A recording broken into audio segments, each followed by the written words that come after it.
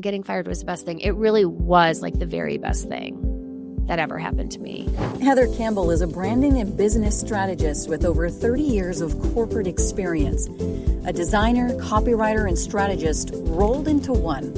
Through her radical branding method, she helps women step off the sidelines and launch a business that feels real, looks real, and gets them paid in just 75 days. How long have you been doing this, and how did you get started? I hated the ad agency culture. This is nothing that I thought. It was so internally competitive. Corporate executive, got burnt out, got fired from my job. You come up with this idea, and if you don't act upon it, then, it can sit there. I know people who feel that nudge that has not stopped nudging. They're going to be like, I know exactly what she's talking about. Like, I don't want to look back and think, oh my gosh, I wish I would have moved forward on that business idea. My favorite thing, and I guess my gift, if you were going to say, is I am able to really see what makes someone. So that's what the beautiful part of the brand does, is it gives you this opportunity to look at your own awesomeness in the role of observer and accept it.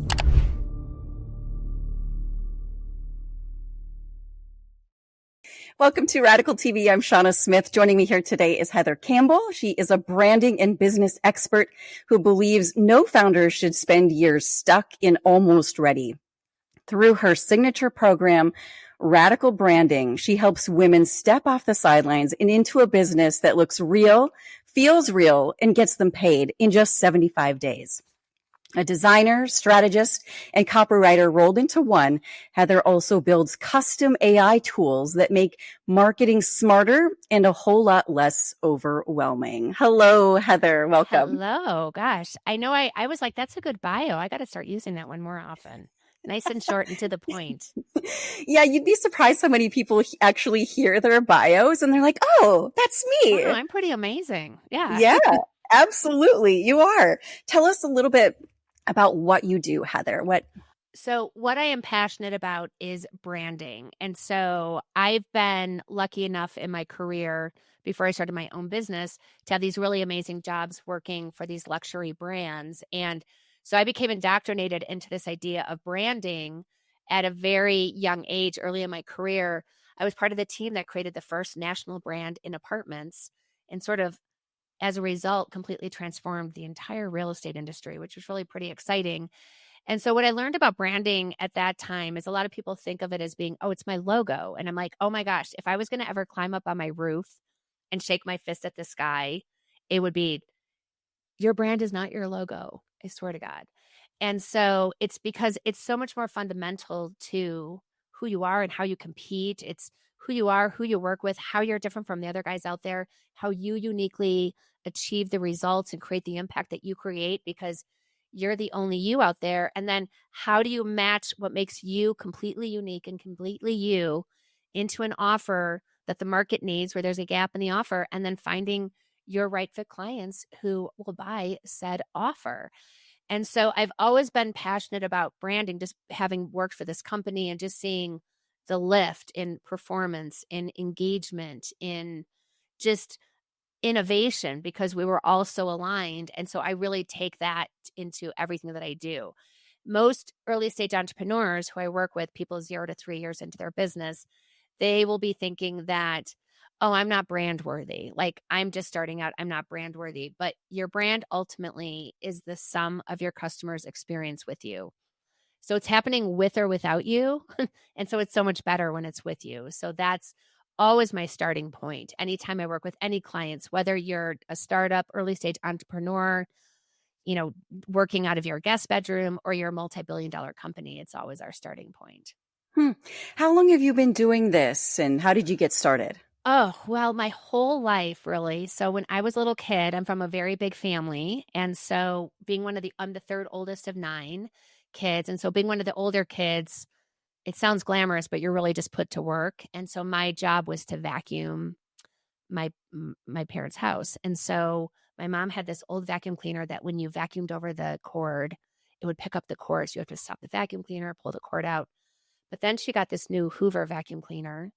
It was amazing. And I remember I rolled over the cord and it didn't pick up its cord. And so what I ended up doing, so this is in first grade. So think this is 1971. And in art class, you would storyboard. So you would take a piece of construction paper, You would fold it into 6 panels and you would storyboard a story. And so I would storyboard ads for this Hoover vacuum cleaner because I was just so astounded by the fact it did not pick up its own cord. And so this is actually really good positioning. I'm actually pretty proud of this. It says my ads were like the Hoover vacuum cleaner picks up everything but its own cord. I'm like, that's pretty good positioning, right? Because it was like direct from my experience. So I've always been super into advertising just as a medium, the way you have to communicate, how creative it is, how you cut through the noise and the clutter. So I've always been enamored with that. Like when my mom used to get magazines, I wouldn't like read the articles. I would just like read the ads and like put cool ads up in my bedroom and things like that. So then I went to school. I studied advertising to become advertising. I had this dream. I was going to get a job like on Michigan Avenue in an ad agency, and I did exactly that. And then I hated the ad agency culture. So my whole life, I'm just like, oh my gosh, this is what I'm going to do. I'm going to move to I'm going to move to Chicago, get a job on Michigan Avenue. My teachers were like, it's so hard to get a job. You'll never get a job. And I'm like, I'm going anyways. And so I did. And then I get into this culture and I'm like, wait a second. This is nothing that I thought. It was so internally competitive. And because I was such an ad school student, I didn't know that there was this whole thing called corporate marketing that you could work in-house at a company and then hire agencies to work with you and work all those crazy, horrible hours. And you get to work at a company where everyone is aligned and all working towards the same mission. And so how I ended up working in real estate. I ended up working for 2 of the biggest real estate visionaries in the world, Sam Zell and Bill Sanders, who both were like the most intimidating men. But I have 8 brothers and sisters. So like there's nothing those executives are going to be able to say to me that I have not like I was so anytime people needed something like a quote for a press release, so like Heather will do it. Like that's fine. So I've always and I loved doing that. And then because you get to work at a big company like that, like that's how I got to work with some of the very best design and innovation firms in the world, Lippincott and Margulis. It's now like Lippincott and Mercer now. But I got to work with IDEO directly because we were very keen on transforming the entire apartment industry and real estate industry. And so that's the benefit of working in-house someplace. So I really loved that. Blah, blah, blah. Corporate executive, got burnt out, got fired from my job. When my boss was firing me, he said, would you be open to consulting? And I'm like, yeah, because I just lost my job. And that's when I started my agency. And so people often wonder, like, how could a company who fired you also hire you as a full-time consultant? And I'm like, well, because I was great at the work. I was not great at the relationships back then. Then I realized I really found my voice as a consultant because, you know, I grew up with like 8 brothers and sisters. I'm like, grew up sort of in a fighting family. So if someone wanted to fight me, oh, I had no problem firing back. And my tolerance for conflict was so extreme that I didn't know like how hard I was punching sometimes, you know? And so I really found my voice as a consultant though, because you don't have to be good at the relationships. They expect you just to do the work and to come in there and be honest. So that was really, and honestly, people say this, you know, oh, getting fired was the best thing. It really was like the very best thing that ever happened to me because it opened up this whole world that I would have never, I didn't have a dream to start my own business. Like I had no, just like I was this advertising student and I'm working at these agencies. I didn't know like such a thing as corporate marketing existed. And I'm like, oh my God, this is amazing. This is where I want to be.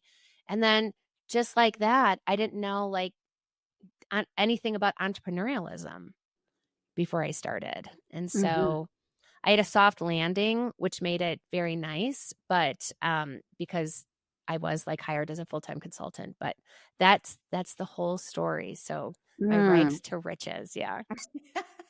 But that was 2014, so I'm in my 11th year of business. So I just celebrated 11 years. Do you have an ideal client that you love to work with, or who do you like to work with specifically? I love to work with early stage female founders. I really love working with executives turned entrepreneurs for a couple of reasons. One is we share the same language because I was a 30-year corporate executive. But one of the things I love about working with executives turned entrepreneurs, if something's hard, They're just like, my whole life, my whole goddamn life has been hard. Bring it on. So you can, because being an entrepreneur, as you know, is very tender work. It's like if somebody called, because I meet so many strong women, right? If someone called you, Shawna Smith, and said, hey, I need your opinion on something, you'd be like, here is my opinion on this idea. If nobody is asking you for your opinion and you're putting yourself out there saying, hey, world, hi, here, open for business, curious to see how you like my stuff. And I think that a lot of people are saying this, and I just have this completely different way of approaching it. I think you should work with me as a result. Like that is such tender work when you're putting yourself Mhm. out there because you're Mhm. also going up against a millennia of society raising girls to not ask, to not advocate, to not promote yourself. And that creates like real friction. And my favorite thing, and I guess my gift, if you were going to say, is I am able to really see what makes someone real. Like I'm able to see someone like here and also here, but like really here, what makes them tick? Where does this desire come from? How they have this nudge to start their business. It does not stop nudging, even though they're trying to like talk themselves out of it. And they know that they want to do something and they just do not know how to get up and out there because once you start, you realize like the marketing side can be pretty overwhelming. And I just want to take out all of that guesswork and sitting on the sidelines and watching other people do the things that you've been dreaming about doing. And you're just sitting there like, because I know like it feels like you're on a merry-go-round that's zooming like a million miles an hour. And someone's just trying to figure out how do I even get on this thing? And I want to help them get on that thing, slow it down, first of all, and make it easy for them. And so I love to work with people 0 to 3 years into the beginning of their business when they have the kernel of the idea and or they've had an idea and they've been out there and they're just like slugging away and they just seem that they just can't crack the code. Mhm. What's the biggest lie do you think that your target audience has been told, and um, how long do you think they've been believing it? I have so much progress, not perfection, is just one that drives me crazy because you have to have not perfection, but you have to have intention. Other things is it doesn't matter. You don't need any marketing experience. You don't need to be a good writer. You don't need to be a designer. Like that is just not true. All content, all of marketing is 100% content. You must either have the ability to put together two words, whether spoken or written, or use ChatGPT to help you really express your ideas. Um, yeah, that it's easy, that anyone can figure this out. There's just so many unqualified experts out there who are just like, oh, if you do these 3 things on Instagram, and I'm like, oh my God, that's not, no, no, no. That's not where you start. You start always like with your brand. Like, like who am I? Who do I help? Who do I want to serve? Who do I want to invite into my business? How do I uniquely deliver results and impact? And so, yeah, there's just a lot of uninformed optimism with a lot of entrepreneurs who literally spend tens of thousands of dollars joining groups and coaching programs and masterminds who never get off the sidelines because they're stuck doing everything themselves. And they're not a copywriter, and they're not a professional designer, and they're not a marketing strategist, and they're not a consumer psychologist, nor are they a website designer. And they're trying to do all those things on their own. And that another thing that drives me crazy is it doesn't matter. Design does not matter because design totally matters. 70% of your business's credibility is based on the quality of your design. So if you have bad design, you can have the best product in the world and people will not engage with it if you make it too hard for them. So Hmm. I get feisty. Yeah. Yeah. Yeah. Paint us a Yeah. picture. What does a typical day look like for someone that's trapped in that lie? Oh, just this feeling that you're behind, that you have to be able to figure this out on your own. That it feels like other people around you are just crushing it and having this kind of success that you're dreaming about. And you're just sitting there thinking, what am I doing wrong? Like what do they know that I don't know? I think that when you're not clear on your own value, you fall into the comparison trap, which is literally like the biggest and fastest dream killer I've seen in the business. And I just read a quote by Marcus Aurelius. So they knew this back in the Stoic days. Comparison is the thief of all joy. And so when we're in this, because you think, so you come in, so think about it, you come in, you think like someone's like, oh my God, you can totally do this. Just buy this $15,000 coaching program and you're going to be able to launch your business. So someone does that, they're doing all the things, they start to do it. They're like, wait a second. I'm not a copywriter. I have coaches, but I still have to do this on my own. Like, I don't know how I'm doing it. And you just sit there and you feel like you are failing a game that no one even told you the rules for. People are not even telling you the real rules of the game. And you feel like you're failing. And from that point, it's like, God, just bring on the limiting beliefs, like bring on the sidelining, the kind of internal dialogue you have. Who are you to think who are you to ever to think to do this? And it's like, I don't want the marketing component to be the thing that stops people, because once you figure it out and you have someone show you the ropes of this is how it works, it literally is like there's an order and sequence to it. There are laws in marketing. So it's not like there's a Heather way of doing marketing and that's like the Heather way. There are laws in marketing. So all professional marketers worth their salt are going to hit on the same things, maybe in a slightly different order. But like, I would never think of, for instance, working on a client's website without really understanding a deep dive into their brand, who their most valuable customers are, and what their offer is and how it's different. Like, I would never be able to do that. And that's what's so dangerous too, is that there are a bunch of marketing people out there who'll be like, I'll do your website. I don't need it.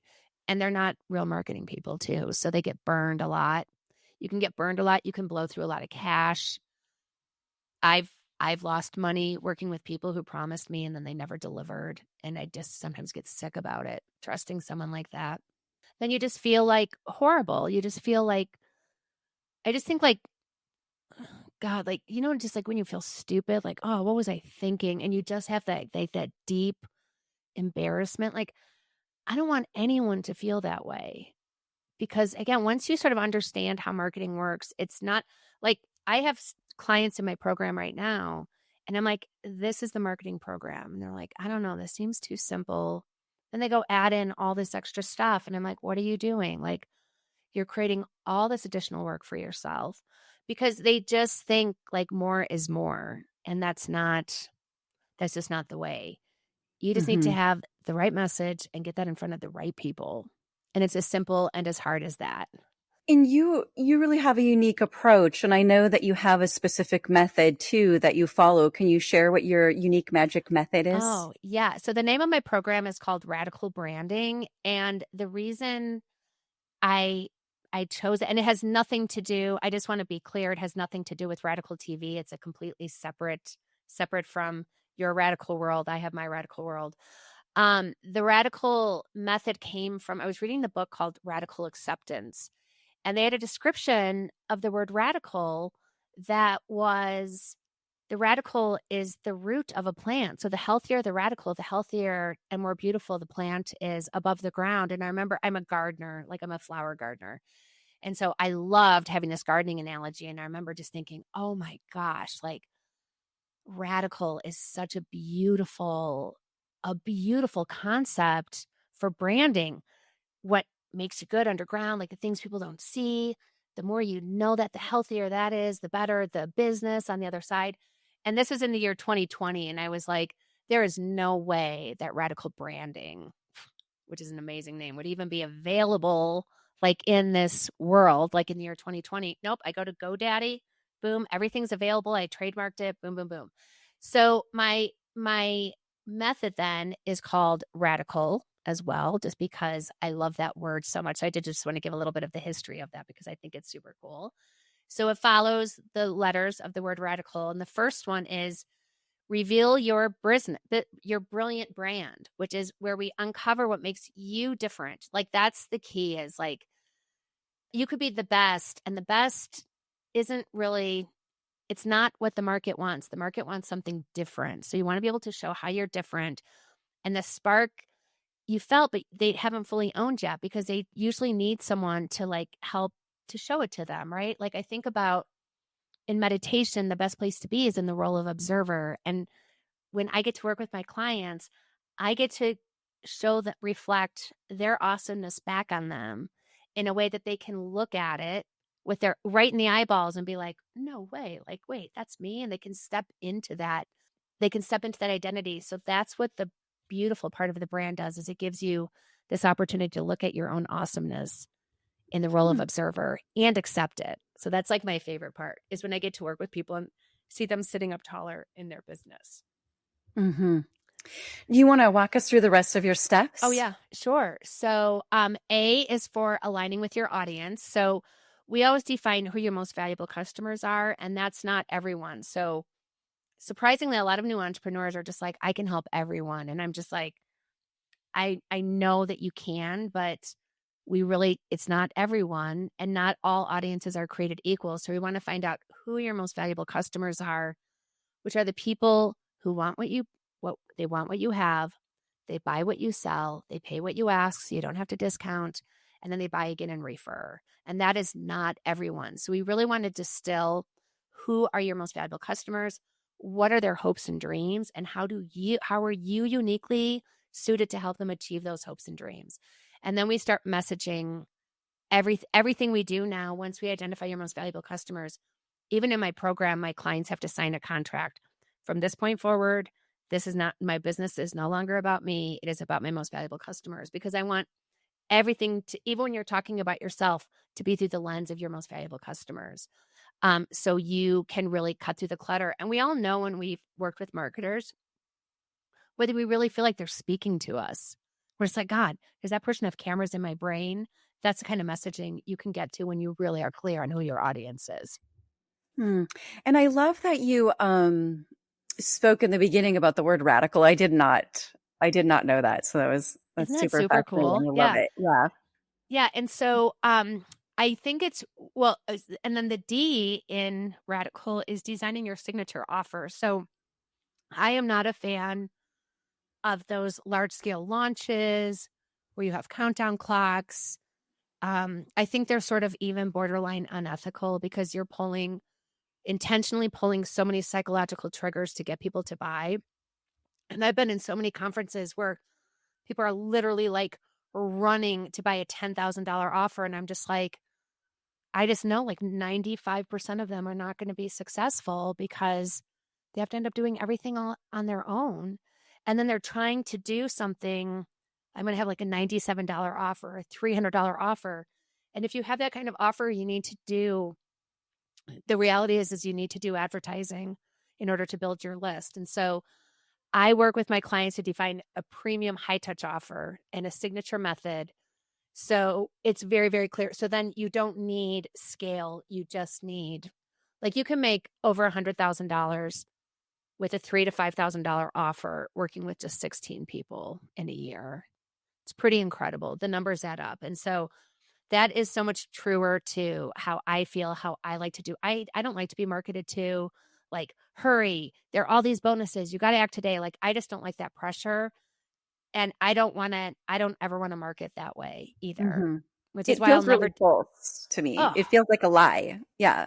because it is a lie. And Hmm. when I sit there and I listen to like the debriefs, like, I'm in this entrepreneurial community because there was this guy who had a $100 million launch, and everyone is like losing their minds over it. And I'm just like, gross. It went on for 10 hours. And I was Wow. just like, this is like, if this was not an online business, you would think this is a cult happening, like, seriously. Hmm.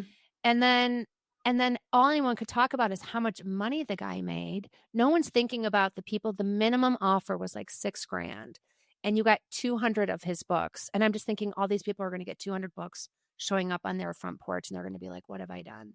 Oh my God, like, what have I done? And so we just don't deal with that numbers or scale. We find our audience. We have a high touch offer that's anywhere from $3,000 to $10,000 out the gate. And that's what we go with. And again, you just need like I have a client who needs right now, with her payment, the way that she's charging is she needs like 20 clients to make $30,000. And she just needs 3 clients with her high touch offer to make Mm. $30,000. And I'm just like, isn't it so much easier to get 3 people than 20? Yes. Yes, completely. Yeah. Take us to your eye. So the I is identity that stands out. So when people work with me, they get to work with my designer and creative director, Kristen, and we create their custom logo and all their visuals. So the things that you need to do business, logos, business cards, presentation templates, e-guides, social media graphics, we produce all of those for you professionally designed. So you are going out looking polished and professional. Hmm. C. C is construct your marketing machine. So this is where the wheels fall off for most entrepreneurs around design, tech, and their website. So we just do it all for you. So I love doing websites. Like if I could just do websites and PowerPoint presentations every day, I would literally be in heaven. Like those are my two love languages. And so we put together the tech, we put together the funnels. I write and design all the websites myself because I love to do it so much. And so then you have your tech stack, your automations running, everything ready to go, a beautiful custom, no templates allowed in my life, like no templates here. Something that's created just for you. And the idea is that in 75 days, we start my clients just need to make decisions, yes, no, yes, no. And then we're just like doing all the heavy lifting behind the scenes. And then we have everything ready for them in 75 days where they can bring their offer to market. So the A then is once you have your offer, you have your marketing machine. Now we are ready to activate your visibility, where we create a custom marketing playbook and a visibility strategy. So my clients know exactly what to do and when. What's interesting is like when I work with new clients, I usually peel back their marketing by about 20 to 50% because that's how much stuff they're doing. That's just not marketing. So usually they feel like this expanse in their schedule and they're like, this feels wrong. And they'll start to put things in there. And I'm like, no, no, no. It can literally be this simple. Like it really can. And then the L is launch and lead with confidence. So this is when you step off the sidelines. You are so excited to show people your brand. You're excited to put your graphics out because you feel so good about everything you're offering. And that confidence comes through. And when you feel confident, that sparks your ambition. And I think it's ambition that gets you through the tough parts in your business. Like when you're like at a point, you're like, oh, I don't know how to do this. Like I got to figure this out. I'm just like, your ambition is like, well, I'm going to figure this out. Like your ambition will help you figure that out. And that's what having a really beautiful, like polished and professional brand, you have an offer that you sell. And what's really amazing is that people usually pay back their investment in radical branding, usually with their first offer, but sometimes people like will make an offer like right in the mid, like we're working together right in the middle of it. And they'll like pay back their investment while they're in the program. And it's just because they're excited and they're just like, I like to say my brain is like a hoarder's episode at the beginning of the episode, so I have ADHD. I attract a lot of ADHD, messy-minded people. And so it's like I'm able to take all those ideas in your metaphorical garage in your brain and organize them in a way that you're like, yes, yes, yes. And no, no, no, when something doesn't make sense for your business. I love it when people can say yes as much as I love it when people say no to something because it doesn't fit with their brand. Like that's how I know someone has really matured where they're just like, that person was not my ideal customer. So I chose not to work with them. Yeah. Is there a specific timeline that this follows, or is everybody different, or how does that work? Oh no, we are on the clock. So like I'm serious about it. So it's 75 days. So it starts off with a VIP kickoff meeting where I get immersed in your brand, your business, everything about you. It's probably the most selfish part of my process because I know what I need in my brain to do good work on the other side. And then the clock starts, and 75 days later, you'll have everything. You will have your offer. You'll have your website. We will have been implementing a marketing runway. So you conceivably at the end of it have everything you need to reach out and start selling your offer. So 75 days. Yeah, that's fabulous. I mean, to get in there, get it done, get moving. And yeah, so if you've been like sitting there thinking like, oh, I've been slugging away at this for like 2 years. yeah. I had no idea. It's like, I can say absolutely in 75 days, not all your problems will be solved, but most of your Mm-hmm. marketing problems will be solved. I can tell you that Mm-hmm. much. Yeah. I think the longer a person drags their feet, the more they drag their feet. So when you can get in there and move it along, that's It just fabulous. feels like it just because there are certain parts, like I know that there are parts that are just sort of more sensitive for people. Like, 'cause I've worked with enough entrepreneurs to sort of see. Usually people will have a sidelining internal dialogue that will keep them on the sidelines. So I'm always curious to know like what that is because it's different for every person. And sometimes that voice can sound very reasonable Mm-hmm. too, and it can trick you into like being very reasonable.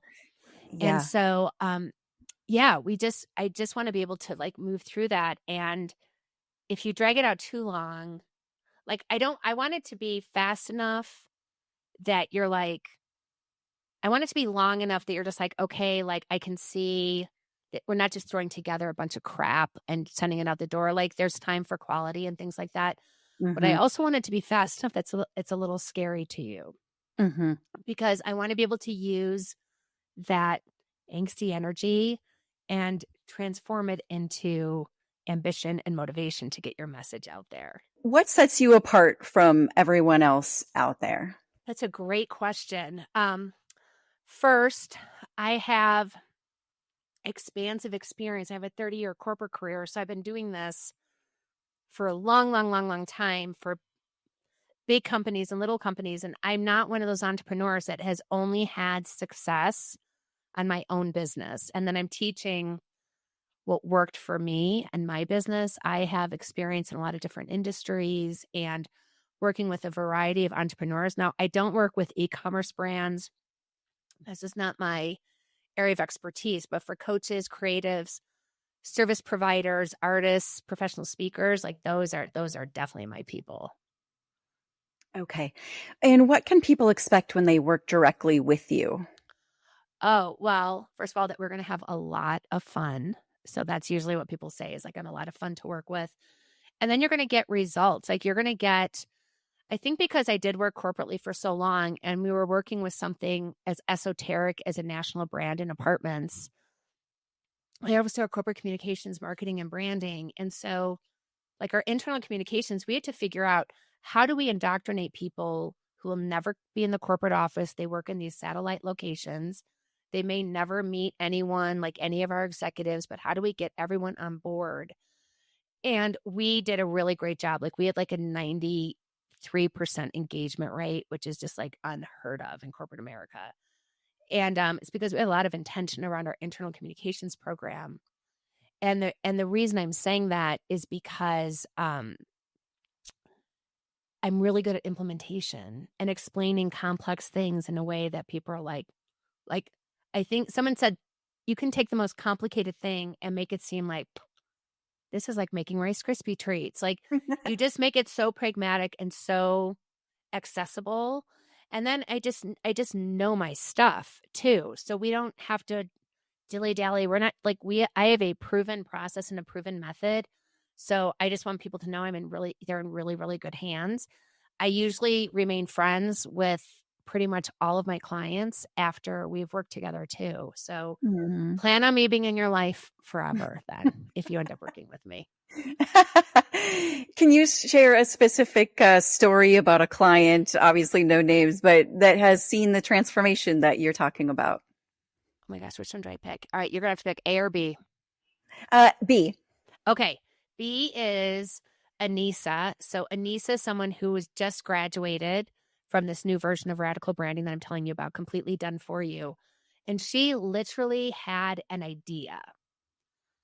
She just had an idea for her business. And so she had something really tragic happen that her husband died really unexpectedly. He was only 44. She was on like a girls' trip at like a cheese tasting thing when she found out. And like, I just cannot even imagine. And she has two teenage boys. Anyways, she had this big executive job and she was just like, no one knows how to even interact with a young widow. Like, she's like, it's so weird. And she's like, so she had to really be there for her sons. And so she started to, and she's also like a third degree black belt in martial arts. So she started to really take this introspective look at her life and start to really incorporate love as a concept into her leadership. And she's like, oh my gosh, this is where like all the gold is, because love in the relationship is what allows you to work together. It allows you to deliver feedback and it sticks, and it allows you to build these teams and have the kind of impact you want. And so she just became so excited about this idea of how she could completely transform leadership coaching by introducing the concept of love. And I'm like, oh, that's enough of a crazy mix. Like, I love the friction between leadership and love. I'm down for that. And so she said yes to working with me. And so today she has her brand called the Love Wins Collective. She has 3 programs she's offering: Love Wins Leadership, which is her signature one-on-one coaching program, which is a minimum investment of $25,000. She's booking $18,000 keynote sessions and like training sessions with companies. And she just is launching her first signature offer called the Mojo Method Accelerator, which is a $5,000 offer. So she's more than paid back her investment. But like, she literally had an idea. She had nothing. She had not one business card. She did not have a logo. She wasn't doing any social media. She wasn't doing anything around it. She was just doing stuff personally. And now she has a fully built brand and marketing ecosystem to help her grow Wow. her business. Yeah. Wow. That's super It's impressive. super cool. Yeah. And that's where it starts. You come up with this idea, and if you don't act upon it, then, it can sit there. The thing that I've noticed with entrepreneurs, and we talked about this a little bit too, is like, you get this nudge like, hey, you should be like, I remember when I started my agency, then I got this nudge like, you should really be working with entrepreneurs. Like, that would be amazing, like solopreneurs. And I was just like, okay. So then I go check out like all the things. I'm just like, okay. And then I'm like, no, but do I really need to? Like, I don't know, and because I have this agency, like, and that's going well. That nudge would not stop nudging. So I finally was like, I got to listen to that nudge. And so Mm. when you really have that nudge, that dream of like something you want to do, and I know people who feel that nudge that has not stopped nudging, they're going to be like, I know exactly what she's talking about. You're not going to be able to, you got to do it because it will not stop nudging. And I've always lived my life like, I do not want any regrets. Like, I don't want to look back and think, oh my gosh, I wish I would have moved forward on that business idea. Hmm. Heather, what's possible for someone who fully commits to your approach? So my approach is, again, it's not like the Heather rules of marketing. It's like there are the laws of marketing. So how do you play nicely with the law so you don't get like arrested, meaning you don't go to like marketing jail for doing bad marketing, right? So my approach is being so clear on what you offer and your value and the difference you make and how you're different, how you compete is a huge part of that. It's a huge part of it. And then matching that with your most valuable customers. I get so mad at so much of the customer avatar work because I'm just like, you find out like someone reads these magazines. I'm like, what good does that do? It's like, find out what their hopes and dreams are and then show them how you're going to help them match their hopes and dreams. So you what's possible is really unlimited. Like, I've worked with people who have 7-figure businesses. I've worked with people who had literally 0 income and now are making good money. Like, a niece is a great example of that because she quit her job. So it's also stepping into that idea of sovereignty is a really big part of the idea of getting off that like, I'm almost ready. I'll be ready. I just need to do like these 7 more things, then I'll be ready. Then I'll be ready. That you just don't have any of that anymore because it's so clear. It's just so clear and straightforward, like what you need to do. And it's simple. I'm not going to say Hmm. it's easy, but it's simple. It's not complicated. Like, I have a 4-step list building, visibility building, strategy. And that's all it takes. So it's not as scary as people think it is. I just interviewed someone for my podcast and she's about to leave her corporate job. And she's like, oh my God, I'm so scared. I'm like, it's not going to be nearly as scary. Like, you're going to Hmm. think you're stepping off a ledge and there's going to be more ledge there. It's just a matter of Hmm. finding the right people, the right communities, and the right people who can really like no shit help you, not tell you what to do, and then you have to go and do it. Like, Mhm. I think that I don't know. I guess I think that sometimes people don't know, like, what kind of investment do I need to make in myself? Have you ever had that question? Like, what's too much? Like, how much Mhm. should I Mhm. spend on like coaching programs and things like that? Like, I told my husband, I'm like, I really believe in myself because I have spent a lot of money on mentors, and some have been good and some have been not great. Yep. And I've had the whole gamut, and it's like finding someone who you think you have great chemistry with, and someone who will be clear, like, on what you're gonna get on the other side. There's so much, like, I had this one client who said, "Oh, I'm gonna buy this offer. We just want you to look at the sales page." And the headline was, "Get an avalanche of sales." And I'm like, "Absolutely not." I said, "You can't promise someone's getting the avalanche of sales. Do you know how many variables there are? The person, the price, the offer, their marketing, all that stuff." I'm like, "You can't guarantee any of that." But there's a lot of that language out there. So people think like, "Oh, if I do this like $300 program, I'll be able to figure it out." But the thing is you still have to do it. You can, but the number of people who do are like so low. I was in a program where it was $15,000 a year. And there's someone who's still in this program. So she's going on in this program 8 years. So what is that? Wow. $120,000, right? Mhm. She's never successfully launched. Oh, And wow. she keeps on paying because she's like, this is going to be the year. This is going to be the year. Like, I'm going to get everything figured out. And I'm just like, oh, honey. And my heart breaks Mhm. for someone like that because I know she does not have I know it's a stretch for her to pay that. And I'm like, oh man, like that is so much money. She worked with me 75 days. She could have saved for just a fraction of that investment, a fraction. Yeah. Well, it's funny that you brought up the story because my next question was what breaks your heart about what you seeing in your Oh, industry? what breaks my heart too is when people literally have this desire, like they have this idea, they want to get it out into the world, and they're just stuck on the sidelines. And they're like, what what do other people know that I do not know? Just that feeling of just not knowing is just heartbreaking to me. And then when people are trying and trying and trying, and it's just not clicking because they're trying to do all the things, but they just don't know, and then they're not successful and they're like, who am I to even do this?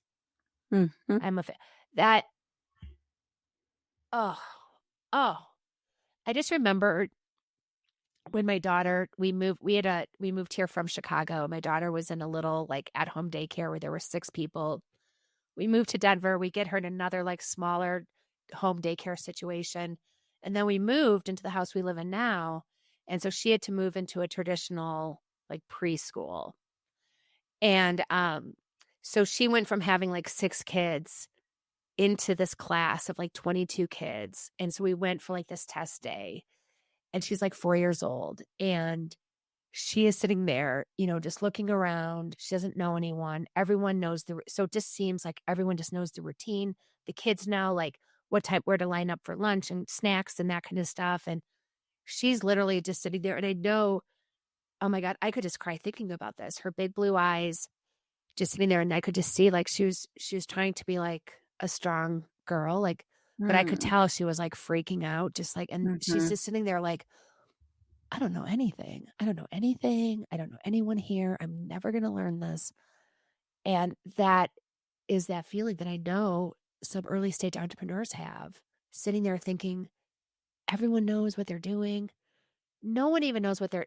Here's the reality is that all marketing is an experiment. It does not matter if you're a big company and you have multi-million-dollar budgets. If you're still putting something out there, there's still some sense of rolling the dice. Like, I just want to say, like, Bud Light, like a couple of years ago in the Super Bowl, had this very controversial ad campaign where they literally lost their entire market share. And I'm just saying that something like that doesn't happen like that. When you're at a big company, that goes up like through the chain of approvals and things like that too. So it's not like some marketing person was like, huh, I'm going to do the Super Bowl ad And, so I'm just saying that even a company like Bud Light that has a multi-million dollar budget can make a mistake in the market.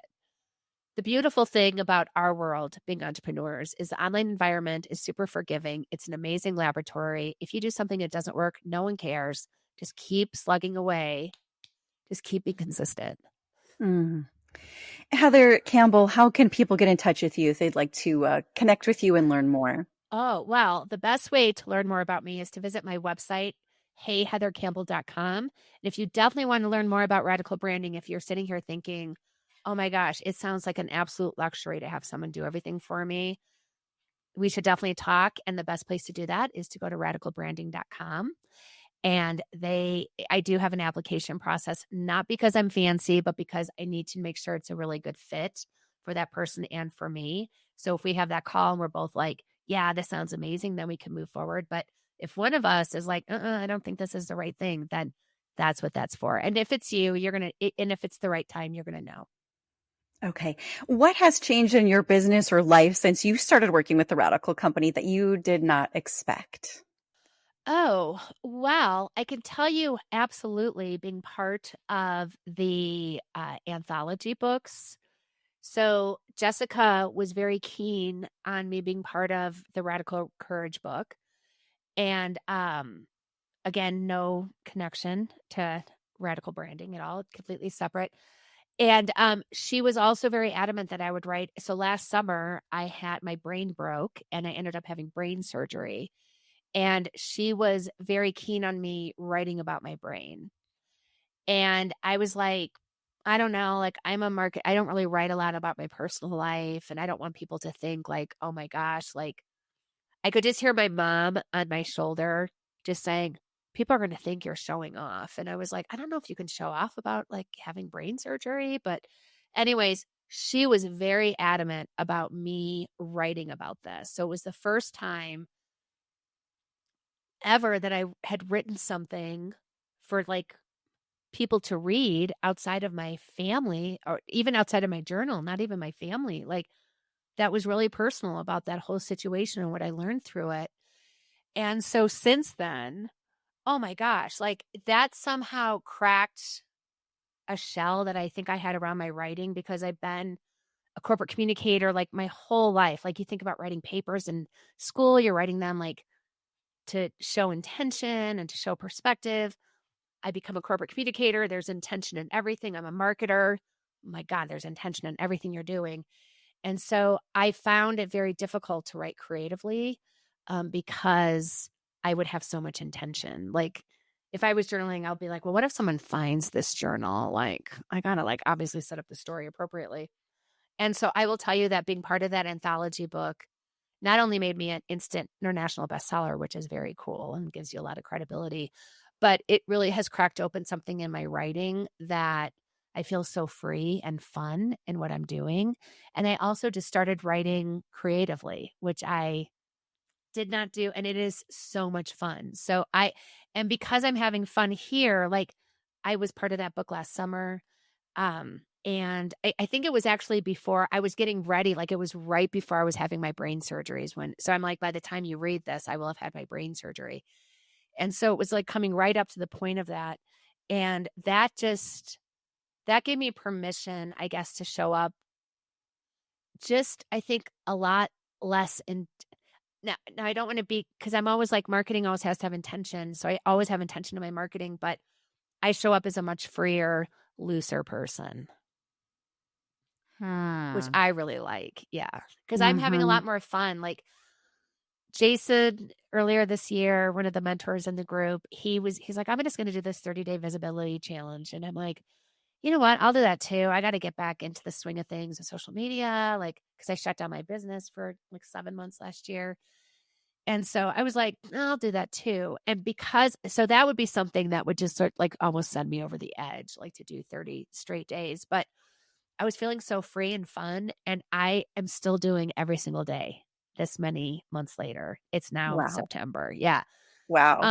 And it's like I feel like I'm in service. I'm having fun. I'm building my list and visibility by sharing like keyword opt-ins, and it's super fun. And I don't have and what I feel good about is I don't have I have skin in the game, but it doesn't feel like, oh, everything's riding on this like I used to feel before. Hmm. Did anything change with you or about your business, after your brain injury and doing this writing? Was that kind of a moment that was a game changer for you?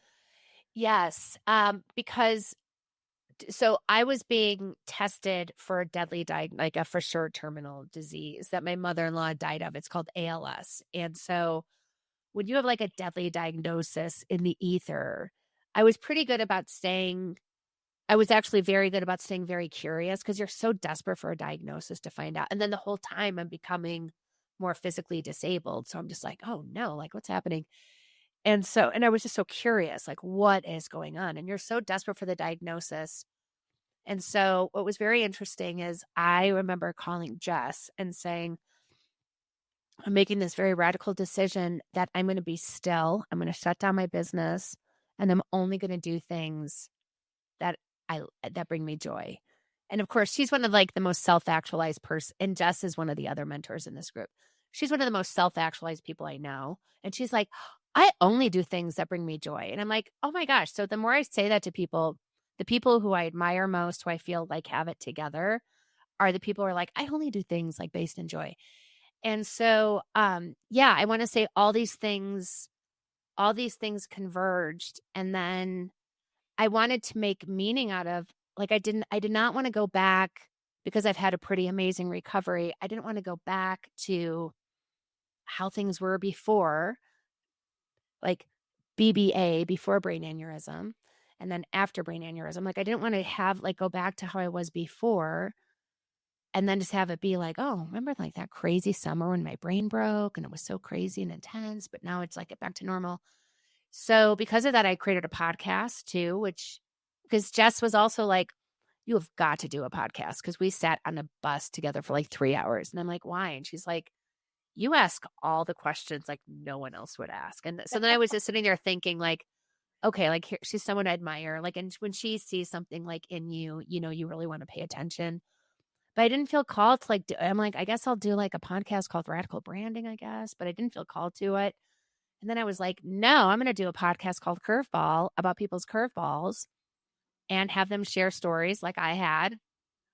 And I've interviewed more than 70 people. Mm. Yeah, it's been amazing. I'm getting ready to publish like my 40th episode. So it's been like super fun to do that. So I Wow. think being in the group sort of opens things up in different ways. And I was just so much more like, and I know like Curveball is so business adjacent. Like it's not designed to grow my business. Like it literally, because I just love meeting people and hearing their stories and being like, oh my God, like then what? Then what?